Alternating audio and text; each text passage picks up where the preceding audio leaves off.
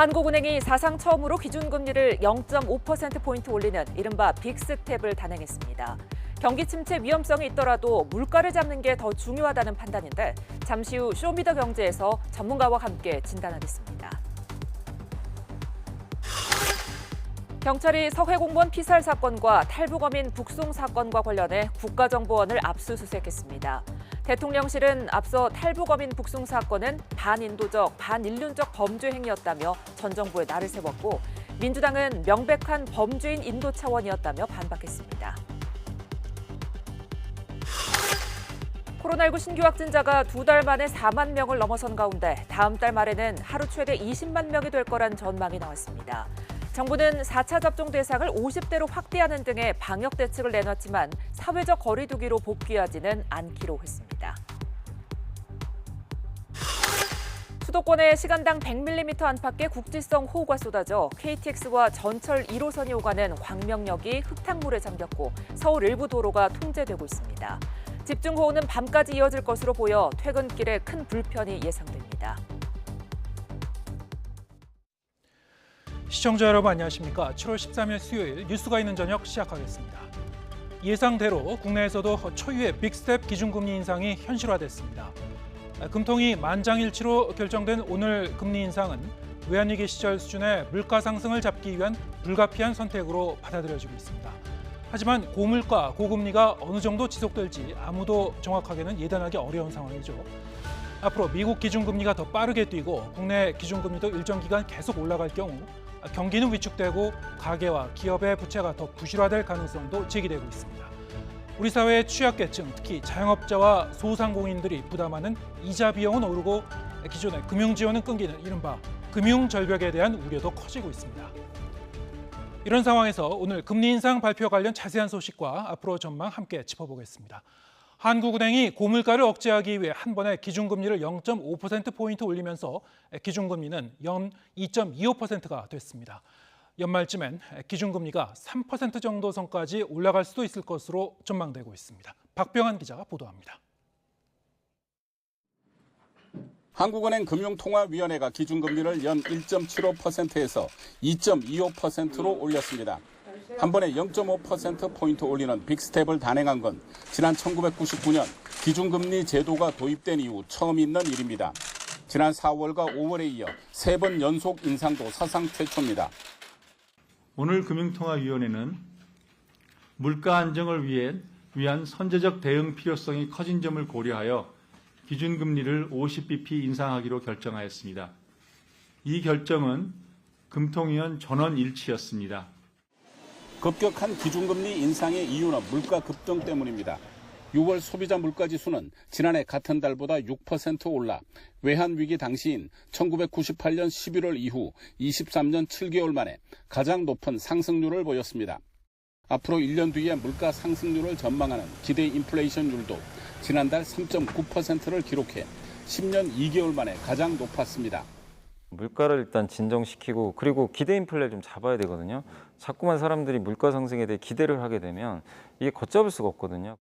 빅스텝의 또 다른 이유는 한미 금리 역전 가능성 때문입니다. 미국이 지난달에 이어 이달 말에도 기준금리를 한꺼번에 0.75%포인트 올리면 연 2.5%로 한국보다 높게 됩니다. 최근엔 치솟는 물가를 잡기 위해 1%포인트 인상할 거란 예측까지 나오고 있습니다. 미 연준 역시 물가가 정점이 아니다. 그리고 기대 인플레이션을 잠재우기 위해서는 충격 요법이 필요한데 그럴 경우 이른바 전보스텝이라고 하는 1%포인트 인상 가능성까지 제기가 되고 있습니다. 국내 기준금리는 코로나19로 연 0.5%까지 떨어졌다가 지난해 8월부터 다시 오르기 시작해 1년 만에 2.25%가 됐습니다. 이창용 한은 총재는 물가 흐름이 전망을 크게 벗어나지 않으면 당분간 0.25%포인트씩 인상하는 게 바람직하다고 밝혔습니다. 그러면서 올 연말 기준금리를 2.75% 내지 3.00%로 보는 게 합리적이라고 말해 앞으로 3번 남은 금통위 회의에서 추가 인상하겠다는 의지를 분명히 했습니다. YTN 박병환입니다. 한국은행은 이번 빅스텝 금리 인상을 통해 경기 침체 위험이란 비용을 치르더라도 일단 뛰는 물가가 급하다는 신호를 확실히 보여줬습니다. 하지만 금리를 올린 만큼 물가가 잡힐진 여전히 미지수입니다. 권남기 기자입니다. 처음으로 빅스텝을 단행한 한국은행은 물가가 상당 기간 목표 수준을 웃돌 것으로 예상했습니다. 그러면서 금리 인상 기조를 이어가겠다는 점을 분명히 했습니다. 향후 몇 달간 지금보다 높은 수준을 보인 후 점차 완만히 낮아지는 상황 하에서는 금리를 당분간 25bp씩 점진적으로 인상해 나가는 것이 바람직하다고 보고 있습니다. 연이은 금리 인상은 물가 상승 압박을 누그러뜨리는 데 도움이 될 거로 보입니다. 하지만 전체 물가 안정 효과는 기대 이하일 거란 분석이 나옵니다. 그동안 물가를 끌어올린 가장 큰 원인은 나라 밖 원자재 값 급등인데 이건 금리를 올린다고 잡히는 게 아니란 겁니다. 인플레 압력이 경기가 좋아서 수요가 늘어났기 때문이라기보다는 해외, 특히 공급, 생산 측면의 요인이 강해서 금리 인상이 물가 상승을 억제하는 효과는 기대만큼 크지 않을 가능성이 높고요. 반대로 늘어나는 이자 부담에 소비자는 지갑을 닫고 기업은 투자를 줄여 경기가 나빠질 수 있다는 걱정은 갈수록 커집니다. 추경호 부총리는 최근 업무 보고에서 윤석열 대통령에게 경기 상황이 심상치 않다는 점을 설명한 것으로 전해졌습니다. 경기 흐름에 대한 불확실성도 커지고 있어 해외발 충격이 물가, 금융시장을 넘어 수출, 투자 등 국내 실물 경기로 파급될 가능성에도 한국은행이 다음 달에도 금리를 올릴 것이란 관측이 나오는 가운데 경기 침체 위험을 감수하는 만큼 물가 안정 효과를 낼지는 좀 더 지켜봐야 할 것으로 보입니다. YTN 권남기입니다. 네, 다음 소식입니다. 서해 피격 공무원 사건을 수사하는 검찰이 사건의 핵심 기관인 국정원을 압수수색했습니다. 탈북 어민 강제 북송 사건과 관련한 자료도 동시에 확보한 것으로 파악되는데 문재인 정부 대북 사건에 대한 검찰 수사가 본격화한 모양새입니다. 손여정 기자의 보도입니다. 서해 피격 공무원 사건을 수사하는 서울중앙지검 수사팀이 국정원에 대한 압수수색에 나섰습니다. 국정원이 사건 관련 첩보 보고서 등을 무단 삭제한 혐의로 박지원 전 원장을 고발한 지 일주일 만에 이뤄진 강제 수사입니다. 이번 압수수색은 국정원이 영장에 적시된 자료를 이미 제출하는 방식으로 이뤄졌는데 박 전 원장의 지시나 결제 흔적 등을 확인하기 위해 국정원 서버 기록과 관련 자료가 주요 대상이 된 것으로 전해졌습니다.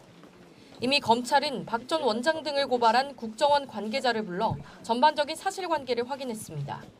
또 윤영진 국방부 정책기획과장을 참고인 신분으로 불러 국방부가 2년 만에 고 이대준 씨의 월북을 입증할 수 없다며 입장을 뒤집은 배경을 집중 조사한 것으로 알려졌습니다. 수사팀 인원도 늘어났습니다. 검사 2명이 충원돼 모두 9명으로 늘어났는데 과거 국정원 댓글 사건 수사에도 참여한 디지털 포렌식 전문 검사도 포함됐습니다. 국정원 메인 서버 압수수색도 염두에 뒀던 조치로 해석됩니다. 지금까지 서해 피격 사건으로 고발된 사람은 박 전 원장은 물론 당시 국가안보실장이던 서훈 전 국정원장과 이광철 전 청와대 민정비서관 등 청와대 인사와 국방부, 해경 전현직 관계자들로 광범위합니다. 검찰이 이번 압수수색을 시작으로 당시 문재인 정부 청와대와 국정원, 국방부 등에서 전방위적인 월북몰이가 실제 존재했는지부터 가릴 것으로 보입니다. 이번 압수수색에선 북송 당시 사진까지 공개된 탈북 어민 강제 북송 사건 관련 자료도 확보됐습니다. 앞서 국정원은 박 전 원장과 함께 탈북 어민들에 대한 합동조사를 강제로 조기에 종료시킨 혐의로 서훈 전 원장도 함께 고발했습니다. 탈북 어민 사건 수사팀도 검사 1명이 파견돼 증원된 상태로 압수수색 자료를 분석하는 대로 핵심 관계자들에 대한 줄 소환이 이어질 전망입니다. YTN 손효정입니다. 대통령실은 문재인 정부 당시 탈북 어부 2명을 강제로 북송한 사건과 관련해 귀순 의사를 밝혔는데도 북송했다면 국제법과 헌법을 모두 위반한 반인도적, 반인륜적 범죄 행위라고 밝혔습니다. 강인선 대통령실 대변인은 오늘 브리핑을 열고 통일부가 공개한 당시 사진에는 판문점에 도착한 탈북 어민 2명이 북송을 거부하는 장면이 고스란히 담겼다면서 끌려가지 않으려 발버둥 치는 모습은 귀순 의사가 전혀 없었다는 문 정부의 설명과 너무나 다르다며 이같이 말했습니다. 그러면서 이것이 진상규명이 반드시 필요한 이유라면서 윤석열 정부는 자유와 인권의 보편적 가치를 회복하기 위해 이 사건의 진실을 낱낱이 규명하겠다고 강조했습니다. 이같이 지난 2019년 탈북민 강제 북송 사진이 공개된 뒤 문재인 정부의 대북 대응을 둘러싼 여야 공방은 더욱 격화되고 있습니다. 국민의힘은 인권을 말살했다고 맹공을 퍼부었지만 더불어민주당은 16명을 숨지게 한 흉악범에 대한 인도 차원이라고 맞받아쳤습니다. 김승환 기자입니다. 사회공무원 피격 사건에 이어 이번엔 탈북민 강제 북송 사건을 두고 다시 한번 여야가 격돌했습니다. 국민의힘은 납포 5일 만에 탈북민을 강제로 보낸 사실 자체가 부실검증이라면서 철저한 조사를 강조했지만 인류 보편의 가치인 인권을 말살하는 행위입니다. 어떠한 권력도 우리나라에 귀순한 북한인들을 강제로 북으로 돌려보낼 권한이 없습니다. 더불어민주당은 16명을 살해한 흉악범이 내려오면 귀순으로 인정하지 않는다면서 과도한 여론몰이에 나서지 말라고 응수했습니다. 범죄인 인도 차원에서 인도를 한 건데 이거를 반인간 인도적 범죄 행위로까지 규정하시는 건 좀 과도한 것 같아요. 국민의힘은 사회공무원 피격 사건과 함께 이 문제를 별도 전담팀에서 다루겠다며 전선을 넓히고 있는데 더불어민주당에선 안보를 인질로 삼는 정쟁 시도라고 깎아내렸습니다. 판문점으로 강제 북송한 2명 그리고 박한기 합참 의장이 실제로 조사받은 사건 그리고 삼척항 사건 이렇게 3건은 가가만 쳐다보고 있는 형국입니다. 그 의도는 정치 공세로 너무나도 명백한 데다 제기한 의혹마저 터무니없는 주장에 불과합니다. 2019년 사건 발생 당시에도 여야는 관련 상임위별로 현안 보고를 받은 뒤 공방을 주고받았는데 3년 뒤 뒤바뀐 여야는 또다시 진실규명과 신북풍으로 맞서며 이를 되풀이하는 모양새입니다. YTN 김승환입니다. 코로나19 재유행 확산세가 예상보다 빠르게 진행되고 있습니다. 어제 3만 명을 넘은 신규 환자 수는 오늘 4만 명을 넘었는데요. 정부는 다음 달 중순에서 9월 말 사이 하루 최대 20만 명의 확진자가 발생할 수 있다고 내다봤습니다. 기정훈 기자입니다. 코로나19 확산 속도가 거침이 없습니다. 3만 명 넘은 바로 다음 날 4만을 넘겼습니다. 4만 명대 신규 환자는 9주 만인데 정부는 빠르면 다음 달 이보다 5배 많은 환자가 나올 수도 있다고 예측했습니다. 질병청과 전문가들에 따르면 8월 중순에서 9월 말 하루 최대 20만 명의 확진자가 발생할 수 있다고 전망하고 있습니다. 지난 4월 정부 예측은 11월 중 최대 16, 7만 명의 재유행. 석 달 만에 전망을 대폭 수정한 근거는 전파력의 기존 변이보다 30% 넘게 세다는 BA.5 변이 유행입니다. 질병관리청은 BA.5의 전파 속도가 얼마나 빠른지를 3가지로 상정해 계산했습니다. 느리게 봤을 때 10월 중순 하루 최대 16만 5천 명, 빠르게 보면 9월 중순 최대 20만 7천 명의 확진자가 나온다는 계산이 나왔습니다. 민간 연구진도 6곳 가운데 4곳은 9월 중에 10만 명을 넘는다고 봤고 3곳은 다음 달 8월 중에 최대 확진자가 나온다고 전망했습니다. BA.5 변이의 지난주 국내 검출률은 35%. 특히 수도권이 태풍의 눈입니다. 경북과 강원권은 5%도 안 되는 데 비해 인구가 가장 많은 수도권의 BA.5 검출률은 40%를 넘었습니다. 두 번째로 많은 BA.2.3보다 2배 가까이 많이 검출되면서 사실상 수도권에선 BA.5가 이미 우세종이 됐습니다. 6월 5주째 BA.5가 28.2%, 그다음 7월 첫째 주가 35%로 급격하게 비율이 늘어나고 있습니다. 아마 수주 내로 우세종화되지 않을까. 정부는 이 같은 확산세가 이어질 경우 9월 말에서 10월 중순 중환자가 최대 1,450명, 사망자는 하루 최대 100명이 나올 것으로 예상했습니다. YTN 기정훈입니다. 코로나19 백신 4차 접종이 모든 50대와 기저질환을 가진 성인으로 대상이 확대됩니다. 빠른 치료로 중증화를 막기 위해 먹는 치료제 처방도 대폭 늘리기로 했습니다. 김평정 기자입니다. 정부의 코로나19 재유행 대책의 목표는 중환자와 사망자 발생을 최소화하는 것입니다. 이를 위해 60세 이상이 실시했던 백신 4차 접종 대상에 모든 50대와 18세 이상 기저질환자가 새로 포함됐습니다. 50대는 기저질환율이 높고 또 치명률이 40대 이하에 비해 높으며 3차 접종 후 4개월 이상이 경과한 사람이 96%에 육박한다는 점을 고려해서 중증화와 사망을 예방하기 위해 4차 백신 접종 대상자는 오는 18일부터 당일 접종을 할 수 있습니다. 사전 예약도 18일부터 가능한데 예약을 통한 접종은 다음 달 1일부터 시작됩니다. 감염 또는 3차 접종 완료 뒤 4개월이 지나야 하고 mRNA 백신은 물론 유전자 재조합 방식의 노바백스 백신도 선택할 수 있습니다. 60세 이상의 중증화와 사망 위험을 절반 이상 낮추는 치료제도 처방을 대폭 늘립니다. 현재 7,400곳인 먹는 치료제 처방 의료기관에 종합병원과 병원급 1,000여 곳을 오는 20일까지 추가합니다. 검사와 진료, 치료제 처방을 한 번에 받을 수 있는 원스톱 진료기관은 현재 6,300곳에서 이달 말까지 10,000곳으로 늘립니다. 현재 78만 명분 남아있는 팍스로비드와 라게브리오는 이달 안에 94만 2천 명분을 추가 구입합니다. 그동안 줄였던 격리 병상도 다시 준비합니다. 현재의 병상으로는 하루 15만여 명까지 대응이 가능합니다. 그리고 20만 명 발생 시를 대비하여 1,400여 병상을 추가로 확보할 계획입니다. 분만과 투석, 소아진료 등 전문적 치료가 필요한 특수 환자를 위한 음악 병상도 이달 말까지 추가로 확보할 예정입니다. YTN 김평정입니다. 수도권에 많은 비가 내리면서 KTX와 전철 1호선이 오가는 광명역이 흙탕물에 잠겼습니다.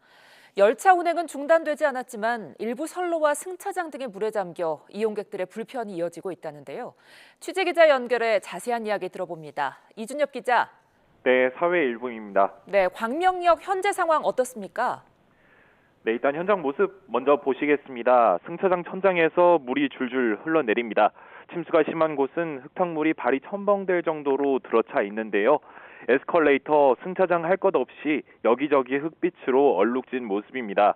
역사 직원이 동원돼 열심히 물을 빼고 있지만 진흙이 남아 질척대기도 하는데요. 사고가 처음 접수된 건 오늘 오후 2시 10분쯤입니다. 지하에 물이 차서 배수가 필요하다는 신고가 소방을 통해 접수된 겁니다. 소방대원 10여 명이 투입돼 현장을 통제하고 양수기와 수중 펌프를 이용해 물을 뺐습니다. 지금도 복구 작업이 한창인데 모두 수작업으로 물을 빼야 하는 상황이라 완전 복구까지는 시간이 더 걸릴 것으로 보입니다. 광명역은 수도권 전철 1호선과 KTX 열차가 다니는 곳인데요. 이번 비로 피해가 생긴 건 역의 서쪽입니다. 현재 반대편 선로에서 바로 승객 탑승이 가능하도록 조치해 열차 운행과 고객 탑승에는 큰 지장이 없는 상태입니다. 조사 결과 근처 신안산선 공사 현장에서 빗물과 토사가 유입된 것으로 파악됐습니다. 물이 새는 곳을 찾아서 물줄기는 잡았기 때문에 당장 추가 유입은 없는 것으로 조사됐는데요. 다만 비가 더 오면 어떻게 될지 몰라 추가 조치가 이루어지고 있습니다. 한창 물에 잠겼을 때 기준으로 경기 광명시 누적 강수량은 70mm 정도인데요. 많은 비뿐만 아니라 배수시설 오작동 등 인재 가능성도 열어두고 정확한 사고 원인을 조사하고 있습니다. 지금까지 사회일보에서 전해드렸습니다. 현재 중부 곳곳에 호우특보가 내려진 가운데 수도권에는 지금까지 100mm가 넘는 폭우가 쏟아졌습니다. 오늘 밤까지 집중호우가 예상되는데요. 자세한 날씨 기상센터 연결해 알아봅니다. 유승민 캐스터. 네, 기상센터입니다. 네, 지금 비가 가장 강하게 오는 곳 어디입니까? 네, 오산 등 경기 남부 지역입니다. 이 지역에는 시간당 40mm 안팎의 장대비가 쏟아지고 있고요. 그 밖에 중부와 경북 지방을 중심으로도 비가 이어지고 있습니다. 지금까지 백령도에는 275mm의 물폭탄이 쏟아졌고 인천 161.1, 서울에도 100mm가 넘는 강우량을 기록하고 있습니다. 많은 비가 내리면서 중부 지방은 산사태 위기경보 주의 단계가 발효 중이고요. 특히 인천 중구는 산사태 경보가 내려진 상황입니다. 게다가 한강 안양천에는 홍수주의보가 내려졌습니다. 내일 오전까지 많은 곳에 최고 80mm의 비가 더 내릴 것으로 예상돼 비 피해가 커지는 상황인 만큼 안전 문자나 방송에 주의를 기울이시고 대피 장소도 미리 확인하시기 바랍니다. 강한 비가 집중되는 시기는 중북부 지방은 밤까지, 충청 지방은 내일 새벽까지, 또 호남 지방은 내일 새벽부터가 되겠습니다. 시간당 30mm에서 50mm 안팎의 무척 강한 비와 함께 돌풍과 바람과 벼락이 동반되는 곳이 있겠습니다. 비는 내일 오전에 대부분 그치겠지만 오후에 경기 동부와 강원, 충북 북부와 경북 북부에는 소나기가 내릴 전망입니다. 기상센터였습니다.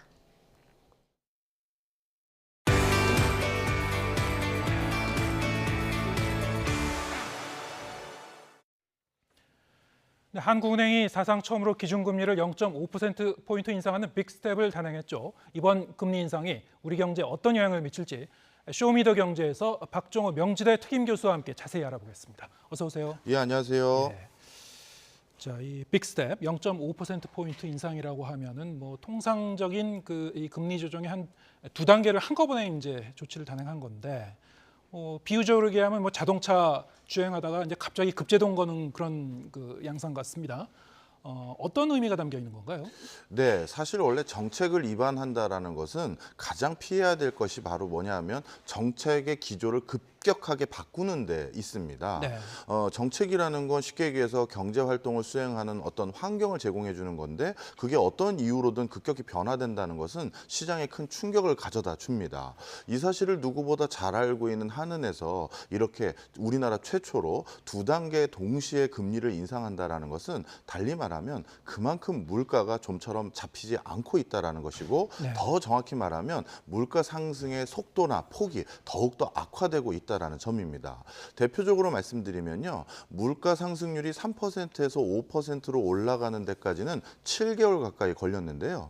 5%에서 6%로 올라가는 데는 불과 한 달 만에 올라가게 됐습니다. 예. 그러니까 물가 상승의 속도 역시도 더욱더 가속화가 되고 있다는 것이고요. 그다음 두 번째로는 물가 상승률 집계 품목 중에서 절반 가까이가 물가 상승률이 5%를 넘는 수치로 기록이 되고 있습니다. 이것은 물가 상승을 압박하는 요인들이 점점 더 광범위하게 퍼지고 있다는 것이거든요. 네. 바로 이러한 물가 상승 기조가 더욱더 악화되고 있는 상황에서 한은도 어쩔 수 없이 이렇게 역사상 최초로 두 단계 금리 인상을 한 것으로 보여집니다. 네. 이창용 한국은행 총재도 오늘 얘기 들어보면은 시장에 좀 더 명확한 신호를 보내기 위한 것이다. 그러면서 이제 이 기대 인플레이션 얘기를 했어요. 기대 인플레이션을 막기 위한 것이다. 결국에 이제 시장 심리를 좀 안정화시키고자 하는 건데, 뭐 자동차가 좀 가속화된다고 이렇게 빠르면 곤란해. 급제동 건다고 해서 이제 자동차가 속도를 줄이듯이 이 네. 시장이 이 인플레이션이 이제 멈춰질지 그거는 이제 지켜봐야 되는 문제 아닙니까? 예, 맞습니다. 그런데 지금의 인플레이션과 관련된 여러 다른 지표들을 보면 이게 쉽게 잠재워질 것 같지가 않습니다. 네. 인플레이션이 얼마나 지속적으로 계속 올라갈 수 있는지에 대한 요인들을 크게 근원 인플레이션과 기대 인플레이션 이 두 가지로 우리가 많이 진단을 하는데요. 이 두 가지 모두 4%가 넘는 것은 굉장히 이례적인 겁니다. 예. 인플레이션이 올라갈 수밖에 없는 근원적인 이유도 4%가 넘고 심리적인 요인으로 사람들이 점점 물가가 오를 것이다라는 기대감도 이렇게 고공행진을 한다라는 것은 당분간 물가가 잡히기가 어렵다라는 걸 반증하는 것이고요. 더 심할 경우에는 이 물가 상승의 지금과 같은 고공행진이 고착화될 수 있는 위험마저도 있습니다. 네. 바로 그런 것들 때문에 이번에 이창용 총재께서도 아마 고강도의 금리 인상을 통해서 정부의 또는 중앙은행의 강경한 의지를 피력한 것으로 보여집니다. 네. 그럼 지금 상황에서는 이제 이 빅스텝 금리 인상의 효과가 언제쯤 이 체감이 될지 그건 뭐 단언할 수 없는 상황이다 이렇게 보면 됩니까? 예, 사실 단언할 수는 없고요. 그리고 한은 입장에서는 지금의 물가 상승 기조가 언제 꺾일지에 대한 나름대로의 전망도 이번에 같이 내놨는데요. 네. 연말까지는 물가가 계속 올라가는 추이가 좀처럼 꺾이기는 어려울 거다라고 말씀을 하셨습니다. 예. 뿐만 아니라 물가 상승의 정점에 이르는 구간이 올 연말 또는 3, 4분기 말쯤이나 가능할 거라고 보여짐과 동시에 그럼 그게 정점이니까 그 뒤부터는 본격적으로 물가가 다시 안정화되는 그것도 기대하기 어렵다라고 이번에 금통위원 회의 때 브리핑에서 발표를 하셨어요. 완만한 하강이라고 표현을 했죠. 맞습니다. 네. 그러다 보니까 이 물가 상승의 기조라는 것이 적어도 올해뿐만 아니라 내년까지 계속 이어질 수 있는 요인들이 많다는 것이고요. 예. 특히 최근에 유가가 이렇게 다시 급락하고 있는 상황에서 그러면 물가도 다시 안정화될 수 있는 충분한 요인들이 있는 거 아니냐 이렇게 생각하실 수 있는데요. 석유류 같은 경우는 분명 가격이 급락하고 있는 것이 맞습니다. 있습니다. 하지만 천연가스 같은 경우는 아직도 가격이 올라가고 있어요. 우리나라에서 석유류가 수입이 예를 들어서 천연가스가 석유류의 절반 정도 수입 비중을 차지하고 있거든요. 네. 그러다 보니까 아직 천연가스 가격이 오른다는 것은 이렇게 에너지 그 원자재 수급 차원에서도 안정적인 기조라고 볼 수 없는 상황입니다. 네. 오늘 이제 이 금통위가 이제 금리 인상을 단행하고 2주 뒤에는 이제 미국 연준이 금리를 어떻게 조정할지 이게 이제 관심사인데 또다시 자이언트 스텝 지금 전망이 나오고 있죠. 이렇게 되면 이제 한미 간의 금리 역전이 불가피한 거 아니냐 뭐 이런 얘기가 나오고 있어요.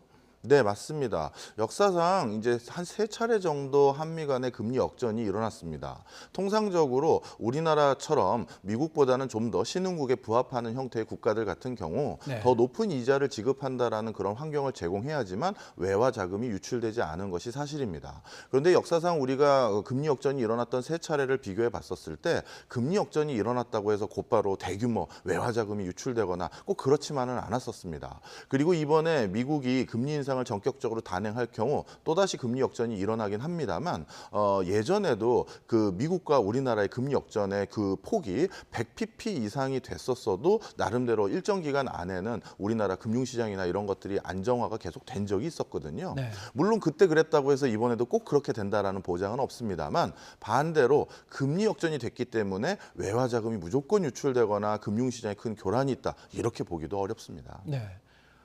지금 한국은행이 이제 앞으로 올해 안에 이제 남은 이제 금통위가 이제 3차례인데 3차례 이제 0.25%포인트씩 이제 꾸준히 올릴 것인지 그럴 가능성이 있는 것으로 좀 전망이 되고 있는 거죠. 그럼에도 불구하고 이제 한미 간의 금리 역전 현상은 당분간 지속될 가능성이 있다. 어느 정도 그러면 그 이 역전 현상을 용인할 수 있을까요? 예, 사실 우리나라와 미국의 금리 역전 기조만 봐야 되는 것이 아니라 네. 국제적인 외환 자금의 흐름은 다른 여타 국가들과 미국과의 금리 역전 현상이라든가 금리 역전의 폭 이것들을 같이 비교하면서 자금의 흐름들이 움직이는 게 사실입니다. 예. 따라서 한은이 지금 어떻게 보면 약간 예고되어 있는 것처럼 0.25%포인트씩 앞으로 금통위원 회의가 있을 때마다 지속적으로 올린다라는 것은 금리 역전의 폭이라든가 그 기간을 계속 좌시하지만은 않겠다라는 어떤 시그널을 이미 시장에 보인 것이고요. 그 과정에서 여타 국가들과 우리나라 금리 역전의 폭을 비교해서 외화 자금의 흐름들은 변화될 것으로 보여집니다. 네. 오늘 이제 금리 인상으로 이제 환율과 증시 어떻게 움직였는지도 궁금한데요. 어떤 반응을 보였습니까? 네, 환율 같은 부분은 1,300원 수준대를 계속 웃도는 수준으로 지금도 이제 조성이 되고 있습니다. 네. 그리고 한 일주일 전쯤으로 기억하는데 대표적인 국책 연구기관인 KDI에서는 이런 수준으로 계속됐을 때는 환율이 1,400원대까지도 오를 수 있다라고 해서 큰 파장을 일으킨 적이 있었었는데요. 실질적으로 환율이 계속적으로 이렇게 오르는 기조가 계속될 가능성이 많아져 보이고요. 특히 국제적인 금융시장이라든가 경제 상황이 더욱더 불안전성이 높아지고 있는 상황에서 대표적인 안전자산에 대한 회귀로 점점 분위기가 높아져 가는 것 같아요. 특히 IMF 사무총장께서 직접 발표한 여러 내용들이 최근에 뭐가 있었냐면 개도국들의 연이어 디폴트가 우려되고 있는 상황이다라고 얘기를 했고 그거와 관련돼서 외신에서는 뭐 튀니지라든가 이집트, 브라질, 스리랑카 이외에도 많은 나라들을 지목하고 있습니다. 뭐 파키스탄 같은 중동 국가들도 포함되어 있고요. 이런 과정에서 신흥국 시장의 불확실성이 더욱더 높아진다면 우리나라에서 외화자금의 이탈 속도는 더욱더 빨라질 수밖에 없고 그렇다면 환율이라는 게 지금과 같은 고공행진을 계속할 수밖에 없는 상황으로 보여집니다. 고공행진을 당분간 계속할 수밖에 없다. 자, 이러면 이런 상황에서 이 환율 방어를 하기 위해서 한국은행이 이제 달러를 이제 시중에 내다 팔고 그렇게 되면 이제 외환 보유고는 점점 줄어들 수밖에 없고 자칫 잘못하다가는 이제 과거에 이제 외환위기 같은 상황이 오는 거 아니냐 이런 이제 불안감이 생길 수가 있는데 자, 바로 이런 이유에서 지금 거론되고 있는 것이 이제 한미 통화 스와프죠. 일종의 이제 안전장치라고 할 수 있을 것 같은데요. 어느 정도 지금 이 재개 가능성이 있습니까? 네, 일단 외환 보유고 자체를 말씀을 드리면 IMF에서는 각 국가마다 어느 정도 수준의 외환 보유고를 가지고 있어야 된다라는 권고 사항을 가이드라인으로 주고 있는데요. 네. 최근 환율을 방어하는 과정에서 국가에서 이 달러를 대거 방출하다 보니까 그 적정 기준선보다 다소 밑으로 내려와 있는 것은 사실입니다. 그러다 보니까 추가적으로 앞으로 환율 부분에 대해서 더욱더 불안전성이 높아지면 이걸 방어하기 위한 한미 통화 수합 등을 이제 논의를 해야 되는 상황인데요. 머지않은 기간에 이제 미국 재무부 장관이 국내에 내한하시기로 결정이 되어 있는 걸로 알고 있는데요. 사실 한미 통화 수합은 재무부 장관의 업무 소관이 아니라 미국 연준의 소관입니다. 예. 따라서 이번 재무부 장관의 방한으로 인해서 그것들을 본격적으로 논의할 수 있는 그런 환경이 무르익은 것은 아니고요. 필요에 따라서 우리나라뿐만 아니라 일본 그리고 미국 등과 함께 국제적인 금융시장을 안정화시켜야 된다는 공통적인 컨센서스가 생긴다면 뭐 한미 통화 수합도 곧바로 추진할 수 있는 상황이라고 보여집니다. 네. 이제 사실은 가장 이제 걱정되는 부분은 금리가 이제 지속적으로 오르게 되면은 이 부채를 많이 갖고 계신 분들 상당히 좀 어려워지실 텐데요. 이자 부담이 이제 커지니까 뭐 지금 보면은 뭐 영끌족들도 많이 있을 거고요. 걱정이 계속 커질 거고. 특히 또 이제 취약계층, 자영업자라든가 이제 소상공인분들, 공교롭게도 이제 올 가을쯤에서 코로나 상황에서 이제 취해졌었던 그 금융 지원이 끊긴다고 그래요. 이렇게 되면 좀 이중으로 고통스러워지는 거 아닌가 그런 생각이 드는데요. 뭐 어떤 그 대책을 세워야 될까요? 예, 이번에 한은에서 이런 금리 인상을 단행하면서 말씀하신 것들이 뭐냐면 경기 침체에 대한 것들에 대한 우려가 높아지고 있는 걸 분명히 알고 있다라고 같이 말씀을 하셨습니다. 예. 그러면서 말씀을 같이 함께 이제 정책적으로 제시한 것들이 코로나19로 피해를 받았던 기업들에게 기존에 제공했던 대출 이자율은 그대로 유지를 하기 위한 추가적인 연장을 모색할 것이라고 얘기를 했고요. 예. 뿐만 아니라 어떻게 보면 사회적 소외계층들에게 제공하고 있는 여러 가지 대출이 그동안에는 우리가 변동금리를 적용하는 비중이 77% 정도 되거든요. 그런데 이것을 점진적으로 고정금리로 바꿀 수 있는 제도적인 변화들을 함께 제공을 하면서 경기 침체 과정에서 이런 사회적 소외계층들이 크게 더욱더 위축되게 되는 요소들을 막아본다라고 이런 노력들을 하겠다고 제시를 한 상황이에요. 그런데 많은 분들이 이렇게 경기 침체가 우려되는 것까지 감내하면서 꼭 물가를 잡아야 되는 이유가 무엇이냐 이거에 대해서 많은 분들이 궁금해하시는데요. 네. 물가가 한번 상승하는 기조를 막지 못하고 고착화되면 이게 좀처럼 돌리기가 어렵습니다. 지금과 같이 물가 상승이 계속될 경우 많은 기업들 입장에서는 이제 인건비 상승에 대한 압박 요인으로 작용하게 되고요. 그래서 임금 상승률이 물가 상승률이 준하는 수준으로 높아지게 되면 다시 기업들은 그 임금 상승률 폭만큼 다시 제품이나 서비스 가격을 또 올리게 됩니다. 이런 악순환이 계속되다 보면 좀처럼 물가라는 건 다시 저물가 기조로 돌아서질 않아요. 네. 그러다 보니까 이번에 고강도 금리 인상을 통해서라도 어떻게든 고물가 기조가 고착화되는 것만큼은 이번에 꼭 막겠다라는 강경한 의지를 보여준 것 같습니다. 네. 물가가 좀 잡혔으면 좋겠는데 또 해외 여러 가지 변수가 지금 그 복합적으로 작용하고 있어서요. 네, 좀 더 지켜봐야 될 것 같습니다. 박종호 명지대 특임 교수와 함께했습니다. 고맙습니다.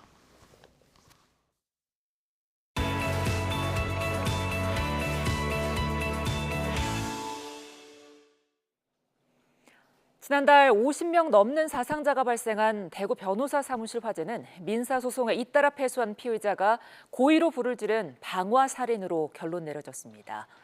숨진 피의자는 반년 정도 전부터 범행 도구를 준비하고 범행을 결심한 글을 썼던 거로 드러났습니다. 이윤재 기자입니다. 건물로 들어선 남성이 계단을 올라 복도로 들어갑니다. 이내 화염이 일더니 연기가 퍼져나오고 일하던 사람들이 깜짝 놀라 뛰쳐나옵니다.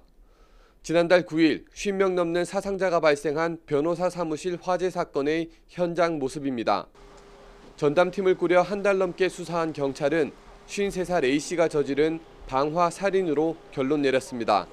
부동산 개발 사업에 투자했다가 실패한 A씨가 민사소송에서도 줄지어 패소하면서 상대 측 변호사에게 앙심을 품어 범행한 겁니다. A씨는 지난 1월쯤 자신의 컴퓨터에 변호사 사무실을 불바다로 만들기 위해 휘발유, 흉기를 오래전에 구입했다는 글도 남겼습니다. 반년 가까이 범행을 준비하다가 사건 당일 관련된 다른 민사소송에서 또 패소하면서 실행에 옮긴 겁니다. 구입 시기는 본인이 가지고 있던 그런 자료에서 한 1월 이전에 구입한 것으로 확인을 했었습니다. 민사소송 진행 과정에서 상대편 변호사에 대한 그런 감정이 생겨서 다만 A씨가 숨진 만큼 사건은 공소권 없음으로 불기소 종결 처리됐습니다. 방화와는 별개로 건물 비상통로와 유도 등을 사무실 벽으로 가로막은 혐의로 60대 건물주 등 5명에게도 책임을 물었습니다. 막힌 비상통로 탓에 대피가 늦어졌고 40명 넘는 피해자가 발생한 만큼 업무상 과실치상 등 혐의를 적용해 이 5명을 불구속 입건했습니다. YTN 이윤재입니다. 전남 완도 바다에 빠져 숨진 채 발견된 일가족의 부검에서 수면제가 검출됐습니다. 광주 남부경찰서는 최근 국립과학수사연구원으로부터 부검 결과 이들 가족 3명의 체내에서 수면제 성분이 검출됐다는 내용을 구두로 통보받았다고 밝혔습니다. 이와 함께 경찰은 일가족이 타고 있던 차량에 블랙박스를 복원한 결과 차량이 방파제에서 바다로 돌진하는 모습을 확인했다고 밝혔습니다. 경찰은 사고 직전 차량의 움직임과 대화 내용 등을 토대로 극단적 선택을 한 것으로 잠정 결론 내렸습니다. 아베 신조 전 일본 총리 피습 사건 때 사용된 무기는 범인이 직접 만든 사제 총기였습니다. 총기 청정 국가로 꼽히는 우리나라에서도 인터넷을 통해 어렵지 않게 사제 총기 제조법을 찾을 수 있어 경찰이 집중 단속을 벌이고 있습니다. 임성재 기자입니다. 선거 유세 중이던 아베 신조 전 일본 총리에게 총을 쏴 숨지게 한 야마가미 데스야. 범행에 사용한 총기는 인터넷을 통해 부품을 사 유튜브 영상을 참고해 만든 사제 총기였던 것으로 확인됐습니다. 총기 안전지대로 평가받는 우리나라는 사제 총기로부터 안전할까? 인터넷에서 사제 총기 제조법을 검색해 보겠습니다. 특정 단어를 입력하자 어렵지 않게 이 관련 동영상들을 찾을 수 있습니다. 주변에서 쉽게 구할 수 있는 파이프 나사 스프링으로 권총을 조립하더니 격발 시범을 하고 나무판과 철사로 방아쇠가 달린 소총을 만들면서 하나하나 구체적인 제조법을 보여주기도 합니다. 특히 여기에 플라스틱부터 금속까지 원하는 대로 가공할 수 있는 3D 프린터를 이용하면 총기 제작은 어려운 일이 아닙니다. 해외 사이트에서 구할 수 있는 3D 파일, 즉 도면만 있으면 며칠 만에 사제 총기를 만들 수 있습니다. 간단하게 격발되는 형태는 만들 수도 있겠다고 생각합니다. 견갑스윙을 가지고 그 사용 목적에 맞는 수준의 제품들을 만드는데 활용해야 되지 않을까 생각합니다. 현행법상 모의 총기의 제조 판매 소지는 물론 총기 제작 방법이나 설계도를 공유하면 3년 이하 징역, 700만 원 이하 벌금형을 받지만 불법 총기를 이용한 사건 사고는 종종 있어 왔습니다. 대표적으로 지난 2016년 서울 오페산 터널 총기 사건으로 시민 2명이 다치고 경찰관 1명이 숨졌습니다. 지난해 5월 부산에선 미국 총기 사이트에서 산 부품을 몰래 들여와 권총 5정과 소총 1정을 만들어 판 동호회원 등 7명이 검거됐습니다. 경찰은 관련 범죄를 막기 위해 다음 달 15일까지 온라인에 노출된 사제총기 제작법에 대한 집중 단속을 벌이고 있습니다. 대부분이 해외에서 둔 사이트에 게시물들이 올라오고 있는 상황이라 방송통신심의위원회와 협조해서 신속하게 그 게시물을 차단하도록 중점을 두도록 하겠습니다. 지난해 불법 무기류 콘텐츠로 접속이 차단되거나 삭제된 게시물은 744건으로 5년 사이 3배가량 는 것으로 파악됐습니다. YTN 임성재입니다.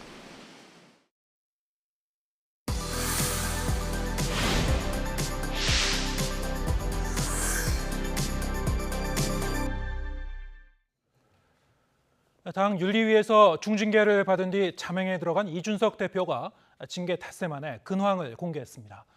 국민의힘은 당분간 권성동 원톱 체제로 당을 운영하기로 뜻을 모았지만 반대 의견이 공개적으로 터져나오는 등 여진이 계속되고 있습니다. 정유진 기자입니다. 이준석 국민의힘 대표가 광주 무등산 등산 소식을 알리며 징계 뒤 처음으로 모습을 보였습니다. 자신의 SNS에 사진과 함께 광주에 했던 약속들을 풀어내려 했는데 시민들께 죄송하다, 늦어질 뿐 잊지 않겠다고 강조했습니다. 하루 전 광주시당 소속 청년 정치인을 만난 것도 공개됐는데 징계를 사실상 수용하면서도 6개월 뒤 복귀를 노린 것 아니냐는 해석이 나왔습니다. 하지만 당내에서는 6개월 동안 권성동 직무대행 체제가 유지될 수 있을 것인가를 두고 반대 의견이 다시 나왔습니다. 6개월이라면 상당히 꽤 긴 기간이지 않습니까? 긴 기간 동안에 대표가 없는 상태에서 이제 계속 집권 여당이 계속 그렇게 갈 수 있는지에 대해서 여러 가지 어렵지 않겠나는. 여기에 윤리위원이기도 한 친윤계 유상범 의원이 비공개 대화에서 이준석 대표가 거짓말을 했다, 비대위 체제가 될 수도 있다고 말한 게 확인되며 논란이 커졌습니다. 수사 결론이 사실로 드러나면 결국 현재 이 대표가 그 점을 부인한 것에 대해서는 결국 거짓말로 드러나는 결과가 되니 그 부분에 대해서 논란이 될 것이고 차기 당권 주자들의 새몰이도 계속되고 있습니다. 안철수 의원에 이어 김기현 의원이 연 공부 모임에도 의원 40여 명 정도가 참석했습니다. 우리 당이 안정적인 시스템에 돌아갈 수 있도록 전부 스스로 자중자애하면서 함께 모함을 모아야 되겠다 그래 생각합니다. 권성동 직무대행은 친윤계 핵심인 장제원 의원과의 불화설을 일축하며 당 내용 수습에 안간힘을 쓰고 있습니다. 지나치게 억측과 추측이 난무하는 것 같습니다. 잘 지내고 있고요. 저도 통화를 했습니다마는 지역구 일이 있어서 불참 만나는 전화를 받았습니다. 친윤계 의원들의 조직적인 반발 움직임은 감지되지 않고 있지만 권성동 직무대행 체제가 아직은 아슬아슬한 살얼음판을 걷고 있다는 분석도 나옵니다. YTN 정유진입니다. 탈북어민 북송 사건을 둘러싼 여야 간 치열한 공방을 비롯한 오늘의 정치권 소식, 김준일 뉴스톱 대표와 함께 짚어보겠습니다. 어서 오세요. 네, 안녕하세요. 네. 자, 이 탈북어민 이제 북송 당시에 그 사진이 공개가 됐는데 상당히 좀 이례적인 것 같습니다. 통일부가 공개를 했죠. 예. 사실 통일부가 이런 거 잘 공개 안 하는데 사실상 이제 뒤집기를 하다 보니까 이런 것들을 정황 증거로서, 그러니까 어떤 귀순 의사가 없었다 뭐 이런 거를 뒤집기 위해서 이제 공개를 한 것 같습니다. 그래서 강력하게 이제 북으로 넘어가는 거를 저항하고 있는 모습, 이런 것들을 이제 보여줌으로 인해서 일종의 여론전을 하려는 거 아닌가 이제 그렇게 보여져요. 당시에 있었던 일을 좀 간략하게 설명을 드리면은 2019년 10월 말쯤에 이제 17톤의 목선, 그러니까 오징어잡이 배가 있었던 북한 배였죠. 거기에서 오징어잡이를 조업 중에 이제 소위 말해서 선상 반란이 일어납니다. 그래서 선장이 가혹행위를 했다라는 것에 불만을 품고 3명이 선장을 살해한 뒤에 이대로 가면 우리 다 죽는다 그래가지고 나머지 선원들 15명, 선장까지 포함해서 16명을 유인을 해가지고 한두 명씩 유인해서 차례로 죽이고 그 다음에 바다로 이제 빠뜨린 거죠. 그런 다음에 김책항으로 돌아갑니다. 그래서 이제 거기서 오징어를 팔아가지고 도피 자금을 마련하기 위해. 근데 한 명이 내려서 바로 북한군의 이제 북한 당국에 이제 잡혀요. 그러니까 나머지 2명은 이대로 들어가면 죽겠다 그래가지고 NLL을 넘어서 남쪽으로 들어와서 그게 11월 2일입니다. 2019년 11월 2일이고요. 그래서 이제 우리 정보 당국이 잡아가지고 조사를 했는데. 이들의 이제 진술, 합동신문단이 조사를 하고 또 하나는 당시에 이제 SI 첩보, 그러니까 감청을 했는데 이 살인 이런 것들이 이제 다 들려온 거죠. 그래서 종합적으로 봤을 때 이들의 귀순 살인이 실제 있었고, 그리고 이들의 귀순 의사가 진정성이 없다고 판단을 해가지고 11월 5일에 사흘 뒤죠. 그러니까 납포한 지 사흘 뒤에 북한에 우리 돌려보내겠다. 이렇게 그쪽 북한에서도 요청이 있었고요. 그리고 11월, 그러니까 이틀 뒤인 11월 7일에 이제 판문점 통해 이제 넘어가고, 아까 전에 그 사진이 이제 11월 7일 그 사진입니다. 네. 저렇게 이제 이 북에서 넘어온 사람들을 우리가 그 수용할 것인가 판단할 때 이제 법적 근거가 북한 이탈 주민법이라고 하죠. 예. 통일부에서도 이제 이 당시 남측의 귀순 의사를 표명한 경우에만 이제 적용할 수 있는 거다 얘기를 하는데. 과연 그러면 그때 이제 명확한 귀순 의사가 있었느냐, 이게 이제 첫 번째 관건일 것 같아요. 근데 사진만으로 보면은 어떻게 이제 판단할 수 있습니까? 그러니까 이게 좀 어려운 문제인데 근본적으로는 소위 말해서 이제 법하고 현실하고의 괴리입니다. 우리 법으로 보면 한반도면 부속 도서가 우리의 영토고 북한은 반국가 단체가 지금 점령하고 있는 거거든요. 그래서 북한 주민도 다 대한민국 국민으로 법으로는 돼 있는데. 우리 행정력이 미치지 않고 실효 지배가 되지 않고 북한에서 무슨 일이 벌어지는지 모르는 이런 상황이잖아요. 그리고 난민이에요. 그러니까 일반적으로 국제법상의 난민을 자국민을 난민으로 하진 않지 않습니까? 지금. 그러니까 이거는 사실상 유엔에 동시 가입돼 있고 외교를 하고 있는 이런 이중적인 성격에서 이제 벌어진 겁니다. 그래서 지금 뭐 저기 화면에도 나오지만 북한 이탈 주민법에 따르면은 강력 범죄, 이를테면 살인 등 아니면 뭐 그 연쇄살인 뭐 이런 것도 있거든요. 그러니까 그런 것들을 했을 경우에는 이제 보호 대상자로 결정하지 아니할 수 있다라는 거예요. 그러면은 보호를 안 하는 대신에 어떻게 할 것인가? 이거를 다시 북으로 돌려보낼 것인가? 제3국으로 추방할 것인가? 뭐 어떻게 할 것인가에 대해서는 사실은 약간의 재량의 성격이 있는 건데 이거를 지금 북한으로 보낸 거는 뭐 불법이다. 사실상 이제 불법이라는 단어는 안 썼지만 그렇게 윤석열 정부가 보고 지금 드라이브를 걸고 있는 거죠. 그래서 이제 또 하나 쟁점이 하나가 있는 게 그러면은 이 범죄자들을 우리 국민으로 받을 것인가? 이 문제예요. 그러면은 그 지금 뭐 이를테면 하태경 의원이나 태영호 의원이나 이런 쪽에서는 예전에 태영호 의원은 범죄자라도 탈북민은 우리 국민이니까 받아야 된다 이런 얘기도 했거든요. 그게 그러면은 대한민국 이분들이 이 사람들이 들어오면은 한국에 정착을 할 거 아니에요. 네. 재판을 받더라도 법정 증거주의 때문에 증거가 없습니다. 예. 북한에서 살인을 한 거를 증거를 어떻게 합니까? 그러면은 무죄나 이렇게 풀려날 가능성이 높으면 한국에 정착하거든요. 정착금 받고. 그러면 서울에 정착한다라고 한다라면은 이거를 사람들이 그때면 그것도 없는데 또 난리가 났을 겁니다. 어떻게 대한민국 국민의 안전을 버리고 어떻게 탈북민이라고 다 받아주냐. 그러니까 뭐 어떤 식으로 됐든 논란이 있었을 문제인 거죠. 그러니까.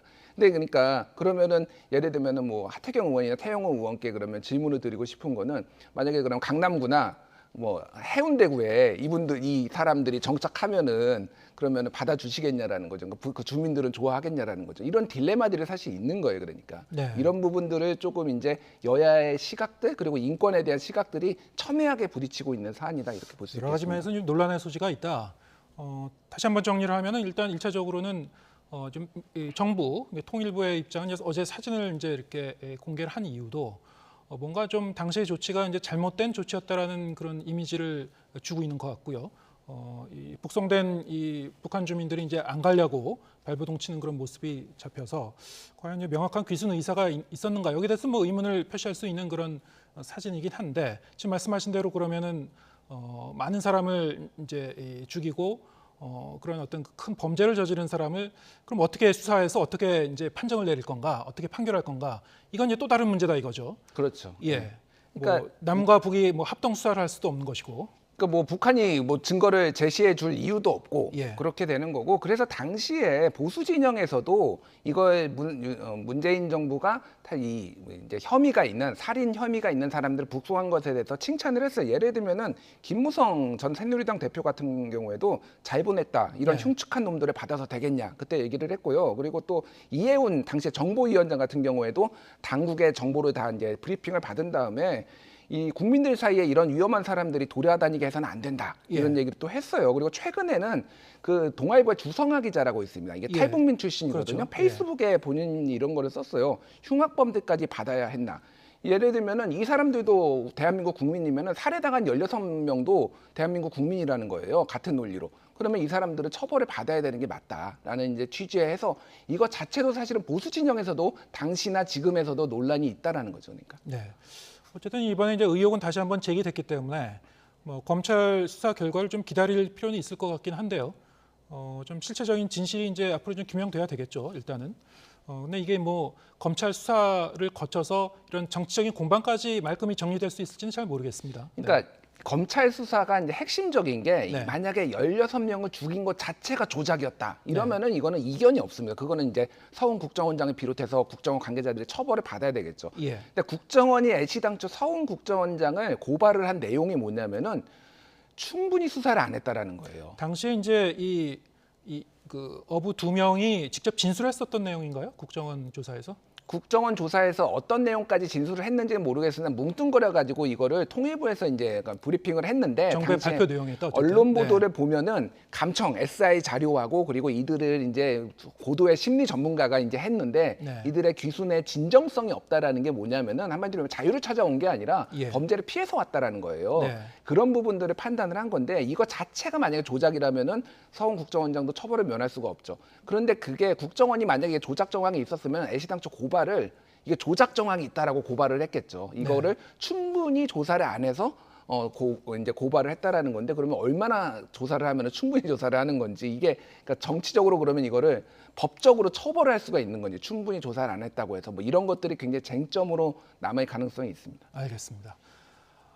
지금 이제 사실상 개점 휴업 상태인 이제 국회 원구성 협상 이제 오늘도 진행이 됐습니다만 합의는 역시 이루지 못했고 지금 하여튼 차일피일 계속 지금 날짜를 미루고 있는 그런 상황인데 어떻게 보시는지요? 좀 진도가 그래도 좀 나은 것 같습니까? 이 국회 이 무슨 원구성 협상 이런 게 안 되다가도 갑자기 어느 날 돼가지고 이게 될지 안 될지는 뭐 17일까지 재헌절까지 지금 시간을 맞출 수 있을지는 모르겠는데 오늘의 쟁점은 행안위하고 과방이었습니다. 행안위 같은 경우에는 지금 경찰국을 행정자치부에서 지금 만들고 있잖아요. 행정안전부에서 그거에 관련해서 이제 민주당에서 이거를 견제하기 위해 우리가 위원장에 가져가야 되겠다. 과방위 같은 경우에는 소위 말해서 이제 언론사들, 방송사들을 이제 그 압박하고 이런 것들을 해서 그거를 우리가 가져가야 되겠다는 게 민주당의 입장이고, 국민의힘도 행안위는 원래 여당이 가져갔다라고 해서 지금 그게 쟁점이 돼서 좀 부딪혔어요. 다만 이제 한 개씩 나누자 이런 얘기까지 지금 국민의힘 쪽에서 나왔거든요. 그래서 그게 정리가 되면은 어느 정도는 이제 윤곽이 잡힐 것 같은데, 또 하나는 지금 이거는 원내 수석 부대표들끼리 만나서 하는 상임위원장 배분이고 투트랙으로 좀 진행되는 거죠. 예. 원내대표는 사개특위 그렇죠. 했는데 지금 고성이 오갔다라는 얘기가 어제 보도에 나왔잖아요. 사개특위를 할 수 있을지, 아니면은 사개특위는 빼고 아마 상임위원장 배분만 하고 일단은 개문발차를 할 가능성도 배제를 할 수는 없습니다. 네. 각 당 이제 상황도 짚어보겠습니다. 지금 그 국민의힘 같은 경우는 일단 이제 권성동 이 원톱 체제로 가기로 했는데요. 권성동 원내대표에 이준석 대표 같은 경우에는 지금 계속 좀 잠행 중이에요. 오늘 뭐 광주를 방문해서 사진 올린 것도 있었는데 아직도 좀 돌발 변수는 남아 있는 겁니까? 어떻게 보십니까? 일단 지금 이준석 대표가 그동안의 법적 조치, 윤리위 재심, 가처분 신청 뭐 이런 것들을 안 하는 쪽으로 거의 가닥이 잡힌 것 같아요. 네. 그게 만약에 윤리위 재심이 뭐 당연히 지금 분위기 봐서는 재심이 받아들여질 리가 없을 것 같고, 그게 더 타격을 받을 것이다라고 해서 여론전으로 지금 방향을 튼 것 같고요. 다만 그 이제 최근에 앞에서 보도도 나왔지만은 지금 소위 말하는 친윤계에서는 이준석 대표 경찰 기소를 놓고 또 다시 윤리위에 올리겠다. 그래서 한마디로 이준석 계에서는 한마디로 이준석의 뭐 이제 정치 생명을 끊어버리려는 거 아니냐, 이런 의심을 지금 조직적으로 움직이는 거 아니냐 이렇게 보고 있거든요. 그래서 경찰 수사 결과가 매우 중요하다라고 알고 있고, 제가 들은 바로도 경찰 수사 결과에 대비해서 여러 가지를 이제 법적 조언도 지금 이준석 대표가 구하고 있고, 그런 것들을 이제 진행하고 있다라고 알고 있습니다. 다만 이게 뭐 경찰이 기소할 수 있을지 여부는 좀 봐야 되는 게, 이게 2013년부터 2016년까지 접대를 받았다라는 게 그 김성진 측의 변호사죠. 김소연 변호사가 주장을 하고 있는데, 2016년 같은 경우에는 만약에 그러면 알선수재죄로 7년 공소시효 적용을 하면은 가까스로 끝에 걸리기는 하거든요. 공소시효가 남아 있거든요. 근데 이때 당시에 그 아이카이스트 김성진 대표가 사기 혐의로 넘어갈 때 이준석 대표 말고도 그때 피해자들이 진정을 냈어요. 검찰이나 경찰에. 그래서 이건 뒷배가 있을 수 있다. 그래서 아이카이스트 김성진 대표 뒤에 정권 실세들이 있을 수 있으니까 이거 수사해달라고 했는데, 당시 경찰이 증거불충분으로 덮은 거예요. 근데 만약에 이준석 대표를 만약에 증거가 있다라고 하면은 그때 뭐 소위 말해서 리스트에 있었던 사람들 상당수는 새누리당 당시 사람들이거든요. 뭐 야권 인사도 좀 있고 언론계 인사도 있다고 합니다. 그러면 이분들 다 어떻게 할 것인가, 이 사람들. 그럼 이게 판도라의 상자가 열리는 일이 될 수도 있어요. 그래서 어떻게 될지는 정말로 지켜봐야 되는 상황입니다. 그렇군요. 네. 자, 민주당은 이제 오늘 우상호 비대위원장하고 박지원 전 비대위원장이 이제 오찬 회동을 가졌다고 하죠. 박지원 전 비대위원장 뭐 일단 그 전당대회 출마 자격은 못 얻었지만 그래도 본인은 계속 이제 출마 강행할 것이라고 하던 상황이었는데, 오늘 회동에서 어떤 대화가 오갔을까요? 일단 출마를 계속 하겠다, 강행하겠다라는 입장을 박지원 전 비대위원장이 다시 밝혔습니다. 그래서 이게 그러면은 출마를 할 수 있는 것이냐라고 봤을 때는 이미 당에서 결정을 내린 거고, 바꿀 의지가 우상호 비대위원장이 전혀 없기 때문에 그래서 가능하지 않죠. 그럼에도 불구하고 왜 이렇게 얘기를 하느냐. 한마디로 얘기하면은 이후에 정치 어떤 생명, 정치 어떤 행보를 좀 염두에 두고 한 것 아니냐 이렇게 보여집니다. 그래서 이제 당을 개혁해야 되고 당내 어떤 온정주의 이런 것들을 개혁할 사람은 나고 부당한 좀 대우를 받았다. 비대위원장 선출로 인해서 이미 피선거권이 있는 것인데 그런 것들이 지금 차별적인 대우를 받았다. 또 토사구팽이다. 뭐 양당에 지금 토사구팽이 있는데 이런 프레임을 좀 만들어서 어떤 현재 상황을 좀 돌파하려는 것으로 보여집니다. 어찌됐든 전당대회의 변수가 될 것 같지는 않아요. 하지만은 이제 이후에 그 이제 이재명 누가 당대표가 되든 특히 이제 이재명 당대표가 유력하기는 한데 그 이후에 각을 세우면서 새로운 어떤 대안 세력으로 민주당의 대안 세력으로 자리매김을 할 수 있을지는 좀 지켜봐야 될 것 같습니다. 박지원 전 비대위원장 같은 경우에는 최근에는 이제 이재명 의원을 향해서 계속 이제 이 견제를 하는 공격성 발언을 이제 계속 글로 올리고 있고, 사실은 이제 이 인재로서 영입됐던 그런 인물인데 지금 이제 이재명 의원은 이제 공격수가 돼버린 거 아니냐 뭐 이런 얘기도 나오고 있어요. 앞으로도 뭐 계속 저런 행보를 보인다면 민주당으로서는 부담스럽지 않을까요? 상당히 부담스럽죠. 네. 부담스러운데 사실은 민주당의 문제는 그동안 너무 이견이 없어서 당대표 체제 예를 들면 이해찬 대표 막 이럴 때 이를테면 뭐 조국 사태 막 이런 거 있을 때 뭐 발언 못하게 하고 오히려 그래서 당이 수렁으로 빠져들었다 이런 평가도 있거든요. 네. 어떻게 보면은 다양한 목소리들이 또 이견을 낼 수 있고 이런 것들이 당의 건강성에 도움이 된다 이런 시각들도 분명히 있습니다. 그래서 네. 그 부분은 좀 지켜봐야 되겠지만 어쨌든 하나의 정치 세력으로 자리 잡을 수 있을지는 본인의 역량에 좀 달린 것 같아요. 그러니까 뭐 이를테면 젠더 문제만 가지고 당의 폭넓은 지지를 받을 수는 없거든요. 예. 그거 말고도 다른 아젠다들을 꺼내서 정치 개혁의 어떤 큰 물결을 이끌 수 있을지는 본인에게 많이 달린 것 같아요. 알겠습니다. 최근에 이제 대통령실의 직원 또는 이제 뭐 유럽 순방 그 당시에 이제 민간인 동행 등등 여러 가지 잡음이 있었죠. 일각에서는 이제 대통령실에 또 다른 인물이 있을지 모른다. 우리가 모르고 있는 무리를 일으킬 만한. 그런데 또 관련 뉴스가 나왔습니다. 예. 네. 오늘은 이제 이 사직서를 제출했다고 하죠. 문재인 전 대통령의 사저 앞에서 연일 확성기 시위를 벌여온 한 유튜버의 누나가 대통령실에서 근무 중이었다. 이런 내용입니다. 좀 납득할 수 없는 그런 내용들이 좀 계속 나오고 있는 것 같은데. 그러니까 이게 사적 인연으로 인한 채용들 이런 것들이 지금 계속 이어지고 있으니까 인사에 예. 의구심을 좀 많이 갖는 거죠. 이를테면 코바나 컨텐츠 직원들이 부속실에 이제 근무를 하게 하는 것. 근데 뭐 그거는 그럴 수도 있다. 왜냐하면 뭐 이를테면은 김건희 여사나 대통령의 마음을 잘 아는 사람이 근데 그 이후에 이를테면은 뭐 윤석열 후보 시절에 굉장히 황모 회장이라고 굉장히 잘 알고 지내던 사람의 아들이 들어가 있다라든지 뭐 이런 것들 아니면은 외척 육촌이 들어가 있다라든지 계속 보면은 법적으로는 문제 없다라는 것만 지금 대통령실에서 반복을 했거든요. 예. 이번에 이 유튜버의 누나도 마찬가지고. 근데 이제 국민 눈높이에 맞느냐 그리고 전 정부하고 계속 윤석열 대통령이 비교를 했는데 전 정부와 비교해서 이렇게 나은 사람 본 적이 있습니까? 뭐 장관을 얘기한 거긴 하지만은 이게 정말로 그러면 합당하게 사람들이 국민들이 그렇게 보게 이제 이게 지금 진행되고 있느냐는 굉장히 의구심이죠. 게다가 이 누나가 그 유튜버 이 운영에도 직접 이제 관여를 했었던 것 같아요. 유튜버의 단순한 뭐 누나 관계가 아니고 그냥 단순히 누나가 아니라 예. 사실상 그래서 연좌제냐 이게 예. 연좌제가 뭐 현대사에서 맞냐 이런 얘기를 했는데 운영도 하고요, 편집도 하고요, 그리고 뭐 실제 대리로 진행도 한 적도 있습니다. 그런 네. 거로 봤을 때 그런 구구적 메시지들이 그럼 대통령실의 입장이냐 이렇게 물을 수밖에 없는 거고 특히 5.18 광주 민주화운동 폄하하고 뭐 폭도 이런 얘기들이 과거에 있었거든요. 그러면 5.18 광주 민주화항쟁 참배 갔던 것들 이게 진정성이 있는 것이냐 이런 것들 같이 이제 의문이 들 수밖에 없는 거죠. 예, 말씀하신 대로 이제 뭐 연좌제를 얘기를 비롯해서 대통령실의 이제 해명 과정도 좀 더 문제였던 거 아닌가 이런 얘기가 나오고 있는데요. 그렇죠. 그러니까 예. 지금 사실은 대통령실 홍보 라인이 네. 굉장히 문제가 많다라는 지적이 많아요. 예. 그 부분들이 좀 제대로 좀 우왕좌왕하기도 하고 해명 자체가 오히려 논란을 낳고 있는데 그런 부분들을 좀 총체적으로 점검해야 될 때가 아닌가 그렇게 보여집니다. 알겠습니다. 네, 오늘 말씀 여기까지 듣겠습니다. 김준일 뉴스톱 대표와 함께했습니다. 고맙습니다.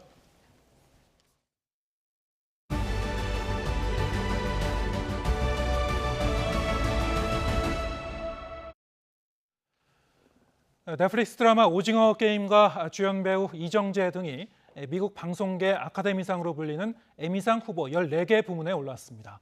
영어로 제작되지 않은 드라마가 에미상 작품상 후보에 지명된 건 이번이 처음입니다. 김선희 기자입니다. 지난해 9월 공개돼 세계적인 돌풍을 일으켰던 넷플릭스 드라마 오징어 게임. 미국 방송계의 아카데미로 불리는 에미상 후보에 올랐습니다. 비영어권 드라마가 에미상 작품상 후보에 오른 건 이번이 처음입니다. 주인공 배우 이정재도 드라마 시리즈 부문 나무주연상 후보에 이름을 올렸습니다. And now, here are the nominees for Outstanding Lead Actor in a Drama Series. Lee Jung-jae, Squid Game. 오징어 게임의 에미상 진출은 이미 예견됐습니다. 올해 골든글러브와 크리틱스 초이스 등 주요 시상식에서 상을 휩쓸었고 미국 배우 조합상에도 남녀 주연상 등 총 3관왕을 차지하며 에미상 진출에 기대감을 높였습니다. 미국 배우분들께서 투표해서 주신 상이기 때문에 훨씬 더 값지고 한국에서 더 열심히 영화 찍고 이정재는 드라마 오자크의 제이슨 베이트먼과 색세션의 브라이언 콕스 등 쟁쟁한 배우들과 나무주연상 트로피를 두고 경합을 벌이게 됐습니다. 작품상은 색세션, 오자크, 세브런스, 기묘한 이야기 등과 치열한 경쟁을 벌입니다. 황동혁 감독은 드라마 시리즈 부문의 감독상 후보에 지명됐고 오영수와 박혜수, 정호연 등도 조연상 후보에 올랐습니다. TV방송계 최고 권위의 에미상은 미국 텔레비전 예술과학 아카데미가 주는 상으로 올해 시상식은 9월 12일 열립니다.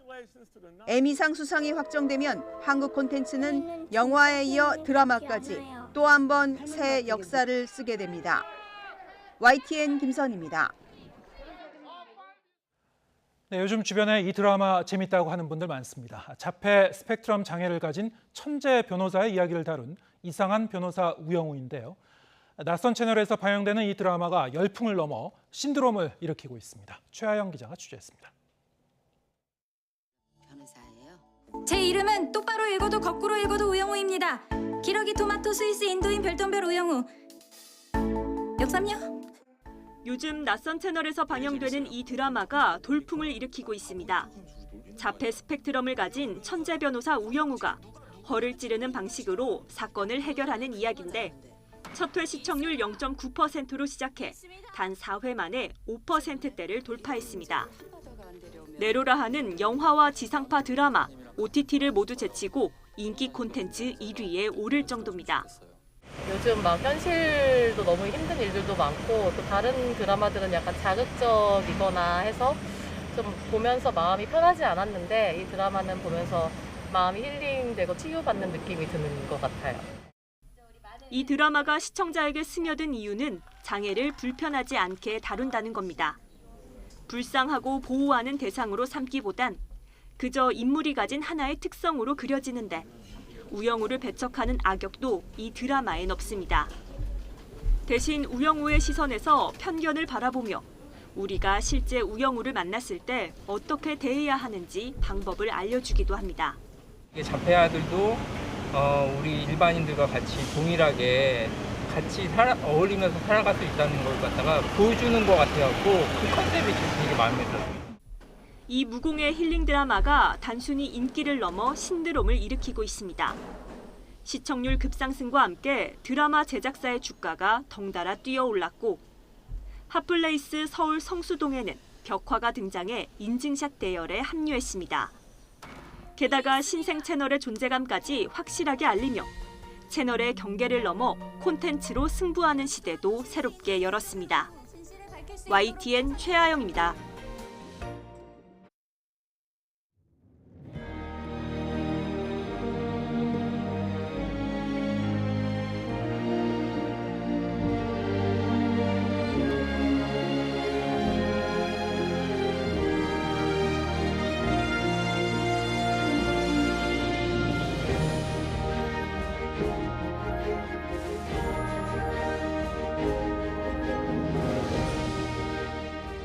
지금 저희 뒤로 비추고 있는 화면은 차세대 우주망원경 제임스 웹이 찍은 깊은 우주의 풀컬러 사진입니다.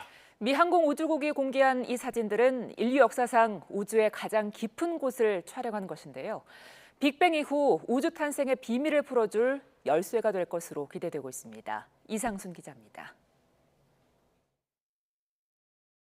지구에서 7,600광년 떨어진 용골자리 성운의 모습입니다. 우주 절벽에 숨막히는 절경 속엔 별들의 요람인 성운의 비밀이 숨어 있습니다. We see some great examples, first of all, of hundreds of new stars that we've never seen before. We see examples of bubbles and cavities and jets that are being blown out by these newborn stars. 보석처럼 영롱하게 빛나는 남쪽 고리 성운입니다. 어두워지며 죽어가는 별이 내뿜는 가스와 우주 먼지가 정밀하게 포착됐습니다. So this is a planetary nebula. It's caused by a dying star that has expelled a large fraction of its mass over in successive waves. 은하 5개 중 4개가 서로 중력으로 묶여 근접했다 멀어지기를 반복하는 스테판의 오중주입니다. 2억 9천만 광년 밖 페가수스 자리에 있는데 1877년 최초로 발견된 소은하군입니다. 미국 항공우주국 나사가 공개한 제임스 웹 우주망원경의 풀컬러 우주 사진들입니다. 지금까지 인류가 찍은 우주 가운데 가장 멀고 깊숙한 곳을 고해상도로 촬영한 것입니다. 나사는 또 웹 망원경을 통해 지구에서 1150광년 거리의 외계 행성 WASP-96b의 분광 자료를 분석한 결과 수증기 형태의 물을 확인했습니다. 과학계는 웹 망원경의 이 같은 성과로 우주의 탄생과 진화, 외계 생명체의 존재 여부를 규명하는 데 큰 진전을 기대하고 있습니다. 인류 역사상 가장 강력한 우주 망원경인 웹 망원경은 작년 12월 우주로 발사됐고 올해 2월 지구에서 약 160만 킬로미터 떨어진 제2 라그랑주점 궤도에 안착했습니다. YTN 이상순입니다. 이번에 우주 사진을 공개한 제임스 웹 우주망원경은 인류 역사상 가장 강력한 성능을 가진 우주망원경이지만 드넓은 우주의 관측 임무를 혼자서 수행할 수는 없습니다. 제임스 웹 우주망원경과 함께 우주의 비밀을 열어갈 차세대 우주망원경이 속속 발사될 예정이라고 합니다. 양회영 기자입니다. 제임스 웹 우주망원경과 함께 차세대 우주시대를 열 근적외선 광각 우주망원경입니다. 허블 우주망원경과 같은 지름 2.4m 크기의 주경을 지녔습니다. 하지만 광시야 계측기가 달려있어 3억 픽셀의 고해상도 사진 촬영이 가능하고 허블보다 100배 더 넓은 시야를 가졌습니다. 이 우주망원경은 허블 우주망원경의 어머니로 불리는 여성 천문학자 낸시 그레이스 로먼을 기려 로먼 우주망원경이라는 이름이 붙었습니다. I started in NASA in 1959. I was 6 months old. Being the first executive woman at NASA turned out not to be terribly eventful. I was accepted very readily as a scientist in my job.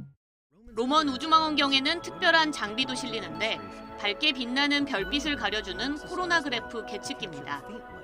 흔히 외계 행성을 찾는 건 가로등 옆 반딧불 찾기에 비유되는데 로먼 우주망원경은 중심에서 밝게 빛나는 별빛을 가려 숨어있는 주변 외계 행성을 찾을 수 있습니다. 그동안 케플러 우주망원경이 주변 별빛의 밝기 변화로 외계 행성 존재를 찾았다면 로먼 우주망원경은 외계 행성 자체의 모습을 담을 수 있을 것으로 보여 제2의 지구 찾기에 중요한 역할을 할 것으로 기대됩니다.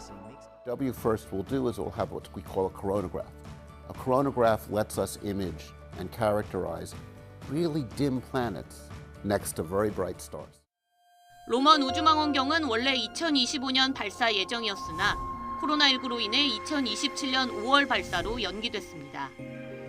나사는 앞으로 로먼 우주망원경 개발과 운영을 위해 4조 7천여억 원을 투입하기로 했습니다. 제임스 웹과 로먼의 뒤를 이을 차기 우주망원경 후보에는 각기 다른 관측 파장대와 임무를 가진 4개의 우주망원경 후보가 선정돼 있습니다. 나사는 올해 최종 후보를 결정하고 오는 2035년 우주 관측에 투입할 계획입니다. YTN 사이언스 양회영입니다. 온라인에서 화제가 된 3가지 소식을 전해드리는 오늘 3컷. 오늘 첫 컷은 한 여성이 버스 뒤편 바퀴에 발을 갖다 대며 이른바 자해 공갈을 시도하는 듯한 모습입니다. 바퀴 쪽에 발을 쓱 내밀며 버스가 출발하기를 기다리는 모습이 참 황당한데요. 지난 11일 경기 용인시에서 일어난 일입니다. 한 승객이 버스에서 내려 버스 뒤쪽으로 가더니 버스 뒤편 바퀴 쪽에 슬리퍼를 신은 발을 갖다 댑니다. 두 손을 허리춤에 대고 버스가 출발하길 기다리는데요. 이를 발견한 버스기사가 뭐 하냐고 묻자 승객은 화들짝 놀라며 죄송합니다 하고 고개 숙여 인사하고 떠납니다. 이런 행동은 보험 사기 미수로 처벌될 수 있을 뿐 아니라 무엇보다 큰 사고로 이어질 수 있겠죠. 이번엔 자연의 품으로 떠나는 7마리의 황새 소식입니다. 충남 예산군이 인공번식한 황새를 방사하는 것입니다. 예산군은 천연기념물이자 멸종위기 야생동물 1급인 황새 복원 사업에 나서고 있는데요. 황새의 유전적 다양성과 성별 균형을 위해 계속 방사를 해오고 있습니다. 이렇게 지난 2015년부터 모두 88마리의 황새를 방사해오며 방사된 개체가 자연번식으로 107마리의 새끼를 부화했지만 황새는 여전히 생존을 위협받고 있습니다. 농약에 중독되거나 덫에 걸리기도 하는 등 순환을 겪고 있는데요. 누리꾼들은 방사되는 황새의 건강을 빌어주는 동시에 멸종 위기인 황새가 잘 자리 잡을 수 있도록 보호 대책도 필요하다는 반응입니다. 끝으로 추락 위기에 몰린 경비행기가 고속도로에 비상 착륙하는 모습 전해드립니다. 미국에서 벌어진 일인데요. 총 비행 시간이 100시간도 안 되는 초보 조종사에 아찔했던 순간입니다. 장인까지 태우고 탄 비행기가 약 1677m 상공에서 엔진이 완전히 멈춰버려 비상 착륙을 해야 하는 상황. 멀리 보이는 다리 위에 착륙하려고 했지만 차량이 너무 많아 사고가 날 수 있어 방향을 튼 곳이 고속도로였다고 합니다. 쌩쌩 달리는 차 사이로 마침내 안전하게 착륙했지만 조종사는 긴장으로 솔직히 구토하고 싶은 심정이었다고 토로했는데요. 관할서인 스웨인 카운티의 보안관은 고속도로 착륙은 정말 놀라운 일이라며 최악의 참사로 이어질 수 있었지만 아무도 다치지 않았다고 전했습니다. 지금까지 오늘 세 컷이었습니다.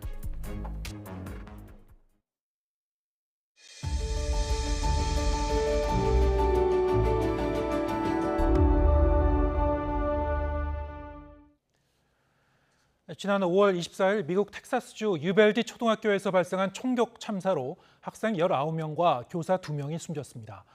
당시 경찰의 무능한 대응을 보여주는 영상이 공개되면서 희생자 가족과 주민들의 분노를 사고 있습니다. 임수근 기자입니다. 참사 당일 11시 33분 총격범 라모스가 학교 담장을 넘어 교실 복도로 진입합니다. 교실로 직진한 총격범이 소총을 난사하자 학생 한 명이 급히 몸을 숨깁니다. 경찰 여러 명이 학교에 도착한 시각은 11시 36분. 총격이 시작된 지 3분 만이었지만 복도에서만 서성입니다. 총격 19분 뒤 방탄조끼와 방패까지 갖춘 중무장 경찰이 추가로 도착하지만 역시 교실로는 진입하지 않습니다.